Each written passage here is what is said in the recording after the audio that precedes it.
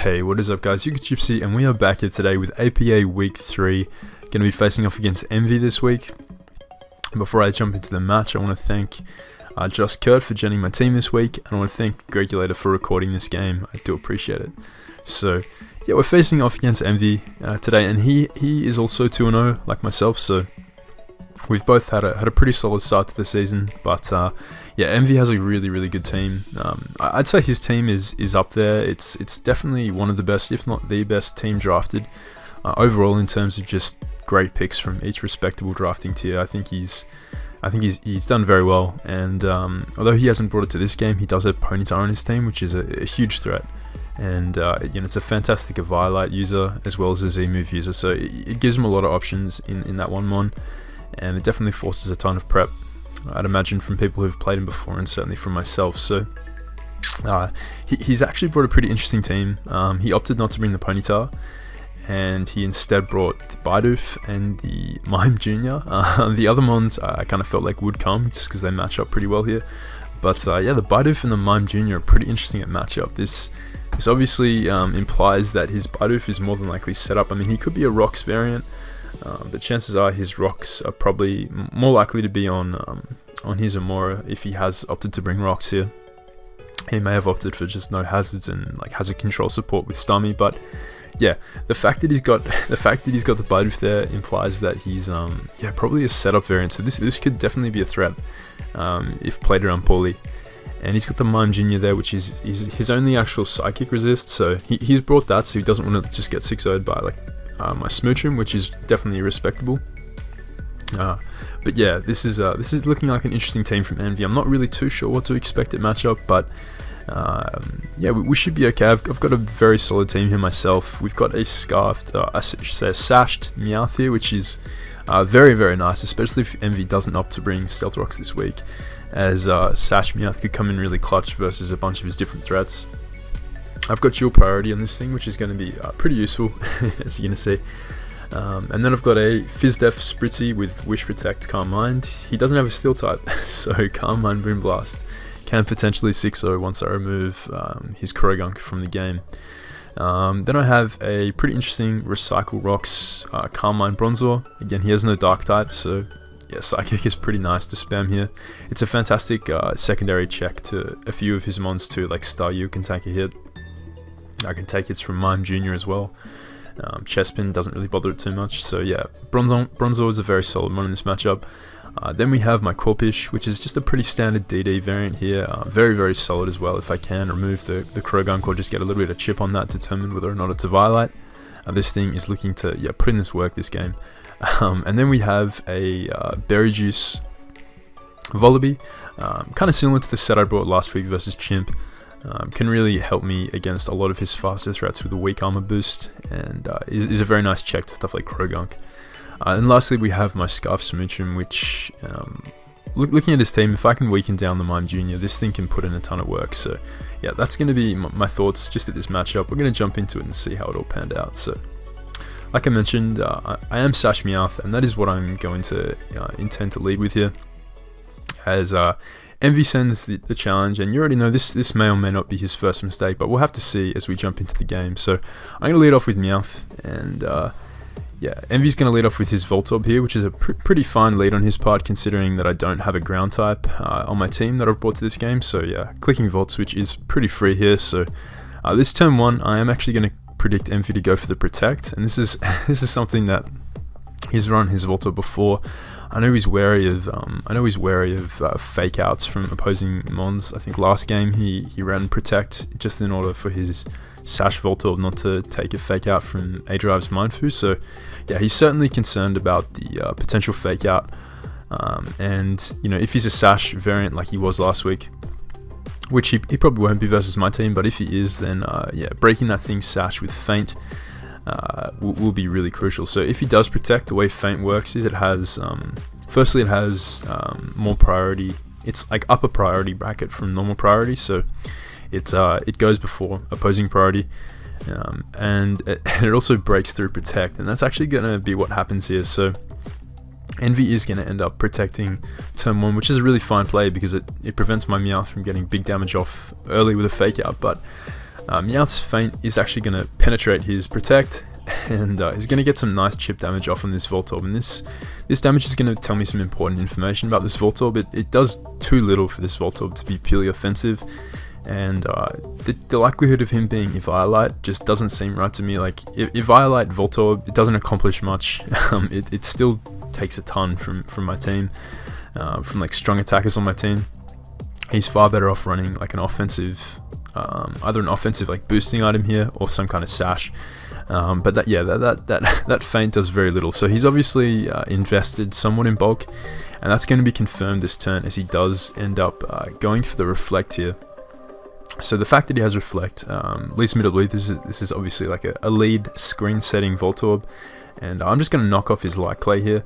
When he went for reflect, it was kind of implied that he was light clay here, so if he gets up another screen, it's only going to be around for 5 turns. So this is obviously a threat though, because he is dual screens and he does have the Bidoof in the back, which, in case you guys don't know, Bidoof does have access to simple with boosting options like Swords Dance and Curse, so I think can easily spiral out of control if it's not dealt with appropriately. So he does have both screens here, and I'm just going to go hard into my Spritzy, because Spritzy can start setting up Calm Minds if he wants to stay in, or switch out into something like Mime Jr. or Bidoof. At least I can get a powerful Moonblast off, put them down into range of the priority on my team and the other powerful offensive attacks, taking them out once the screens have expired. So I'm going to fire for Moonblast here as he does bring in his Mime Jr.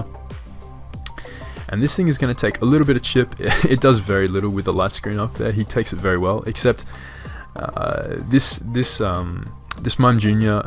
Could be a threat. Like if it's Nasty Plot Psyshock, for example, it could break through my Spritzy, but because I am Calm Mind, I am this turn just going to click Calm Mind of my own, as he does reveal his Calm Mind. So he's a faster Calm Mind variant of Mime Jr., and because he is behind screens, he has pretty free reign to just set up here. But if I can just continue either setting up alongside it or getting chip off with Moonblast versus Mime Jr., I'm going to put him into a range of health where he'll be revenged by Meowth or another one on my team. Alright, so yeah, Emvee's going to continue spamming Calm Mind here. He's going to want to get up to a high amount of special attack as possible, so because yeah, while Mime Jr. is pretty fast and bulky, it's not the strongest one, and Spritzy is certainly has the bulk to take on its hits, even at like +1. So yeah, this turn he is actually going to click Psychic. He's now at +2 special attack, and this Psychic does it does 9 damage to my Spritzy, so that's pretty hilarious.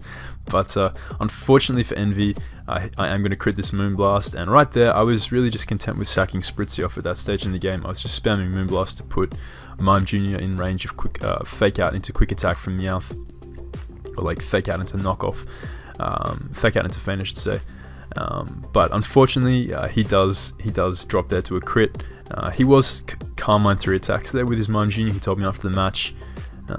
So yeah, had that crit not occurred and had Emvee chose instead to just spam Psychic, I would have got another Moonblast hit off. He would have taken my Spritzy out in 2 hits, and I would have brought in my Mime Jr. the following turn to just my Meowth the following turn to just revenge in there. But unfortunately, his Mime Jr. is gonna go down there, and that definitely sucks. Like although my Spritzy still would have been able to live another Psychic and get another hit off, he still would have had a Mime Jr. Like after taking out my Spritzy, and he would have had the choice of whether or not to sack off his Mime Jr. or let something else take a big hit from Meowth. So yeah, that definitely sucks, but obviously, you know, these things happen in Calm Mind Wars. That's just unfortunately a facet of Mon. So right here he's going to go out into his Croagunk, as his light screen does wear off here, and he's going to go for the Gunk Shot here, as obviously Spritzy doesn't want to stay in here and just drop. So I am going to go out into my Volibee, my designated check to this Croagunk, as he's actually going to miss the Gunk Shot here, which really is really unfortunate, because he doesn't get information on my Volibee. I am Berry Juiced with weak armor, so I would have got all my health back from that Gunk Shot and been able to threaten him the following turn with Brave Bird, but it definitely was unfortunate. He actually told me he was Sash, and he would have stayed in the following turn and clicked Gunk Shot again or something like that after living the Brave Bird. So I would have taken that damage. Honestly, I would have taken Croagunk being at 1%, because that would have meant that my Meowth could just OHKO with any attack or any mon on my team essentially. But His Croagunk does miss that, which is unfortunate, but it's going to preserve its sash as he's in turn going to switch out into his Stummy, and this thing is going to get knocked off, which is pretty nice. I suppose he just predicted a Brave Bird there, which is a fair play. So he's going to get hit with a knockoff, and this turn his Reflect is going to wear off, which is going to be really nice for my physical mons, as now I'm going to go out into Bronzor as he does just fire off the Ice Beam. Bronzor covered the Thunderbolt, the Ice Beam, the Surf, really anything this Stum could go for, and the way it took the Brave Bird implied that it was like a fatter Eevee Highlight set. So he's going to go for the Surf here, as I believe I am just going to set up a Calm Mind this turn, because I want my Bronzor to be able to take his Surfs or his Hydros or his Scalds as best as possible. And I can potentially set up all over this Staryu and really pose a threat to his team. So I'm going to start setting up a Calm Mind here.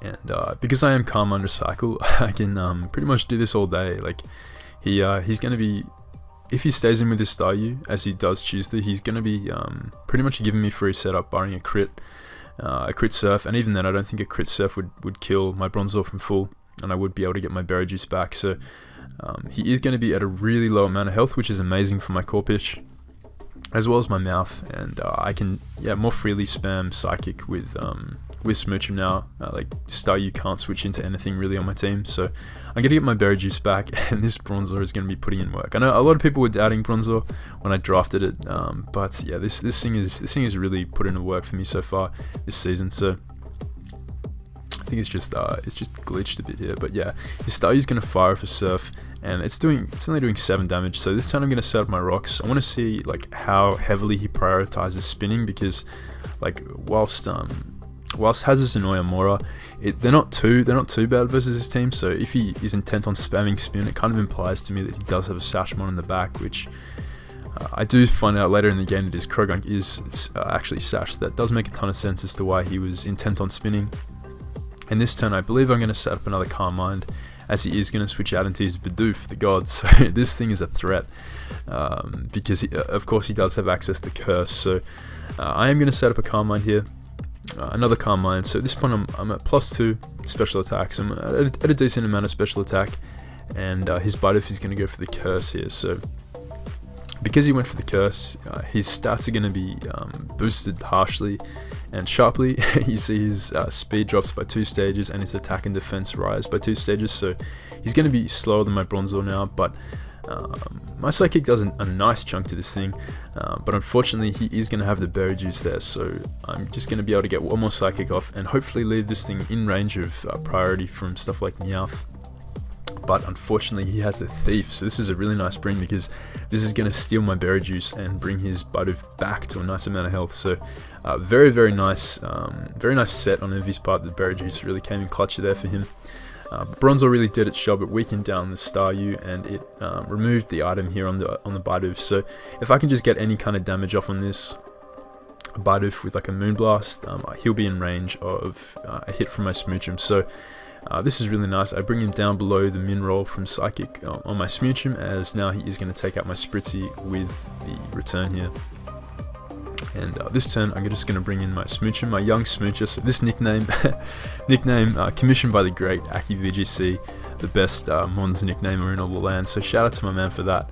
Hopefully you're proud to see young Smoocher come in clutch here. But yeah, Smoochum's going to come in, and we're going to live this quick attack.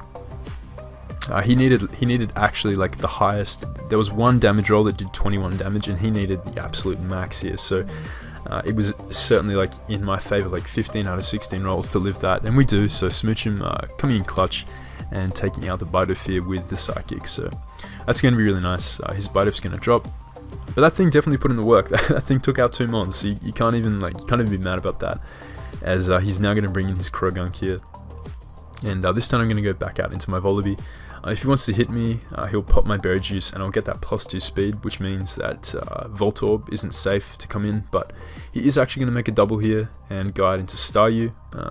Not really sure what he's predicting here. I think Voltorb would have been, I guess, a better double if he was predicting my Volibee to come in, but he's going to go for Hidden Power Grass here, and he went for that because he expected Corphish, which I can definitely understand, but that's all good. Like I want to preserve health on Corpish in case it needs to take a hit from Croagunk or Amora in the late game, whereas Volibee a bit more expendable. So he's now going to go back out into his Voltorb, and right here is a bit of a risky play, but I feel that Emvee's more than likely to set up some sort of screen first before he goes for the Volt Switch. As had I just stayed in here and Volt Switched, I could have just brought in Meowth the following turn. Or like my Scarf Smoochum, for example. So this turn I am going to go hard out into my Scarf Smoochum, which is a pretty ballsy play, you know, on the off chance that he did go for Volt, but I really felt like he would set up a Reflect here, because Reflect is best versus the remainder of my team, and that is what's going to happen. He is going to end up setting a Reflect up here, and I will be able to limit him to one screen because I am Scarfed and I do outspeed this Voltorb. That's going to be really nice. Just taking something out here with a Psychic, essentially. Nothing's living. Amora gets to a Gerd, and this thing is going to drop. So that's really nice. That's his Volibee killer out of the way, and now he's going to bring in the Croagunk, which has been a bit of a threat throughout this whole game. But again, I do have my check in the back in Volibee, and that is going to come in here once again. As this turn he is going to go for the Sucker Punch, predicting me to stay in and go for Psychic there. So yeah, fair play.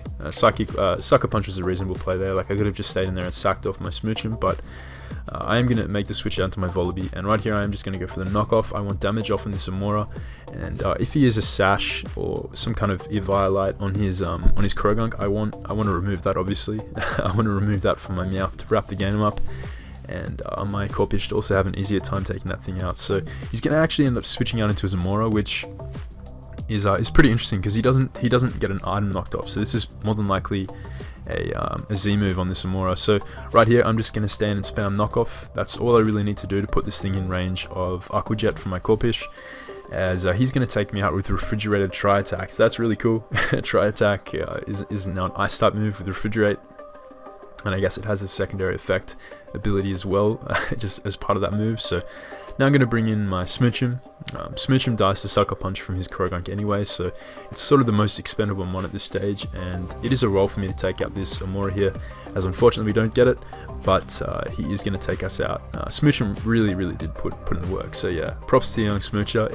It definitely put in the work, claiming 2 kills and really weakening down this Amora. So I'm now going to bring my Meowth here, and Fake Out is going to be able to take out this Amora, and if he does choose to save it and switch out into Croagunk, he's going to take a big Fake Out, and that's going to be really nice for taking him out, especially if he's a Sash variant. So right here he's going to go out into his Croagunk, and yeah, I've got the tech for this Croagunk. I've got the nice Hidden Power Psychic, and this is going to take this Croagunk down to its Sash, as it is finally revealed. So this probably explains more as to why he was intent with spinning with his Staryu. So yeah, very cool bring. I wasn't expecting the Sash on the Croagunk, but we are Sash ourselves, and because Meowth's HP stat is so low, he isn't going to be healing a ton back with the Drain Punch, and this turn I will be able to feint on the off chance that he does want to Sucker Punch us, and if anything, just to get the most amount of damage off, as he does end up going for the Sucker Punch there. So yeah, feint obviously out prioritizing the Sucker Punch, and Meowth is going to wrap this game up in a nice 2-0 win. So that's going to be my week 3 game in the APA against Emvee. Definitely a fun one. This is probably the closest game I've played all season, so yeah, it was a lot of fun. He definitely brought an interesting tactic here with the screens and the dual setup. It was yeah, certainly a threat, but having my Sash Meowth and my priority in the back, plus like Aqua Jet on Corpish, really just came in clutch there, and obviously good to see Smoochum put in the work. So yeah, that's going to be my week 3 game up against Emvee. Definitely go and check out his perspective, his side of the match, his video. Go show that some love, and that's going to be it from me. If you guys did enjoy, drop a like on the video, and let me know what you guys thought of the match in the comments. I think next week we're facing off against Kyle Ace. That should be a good one.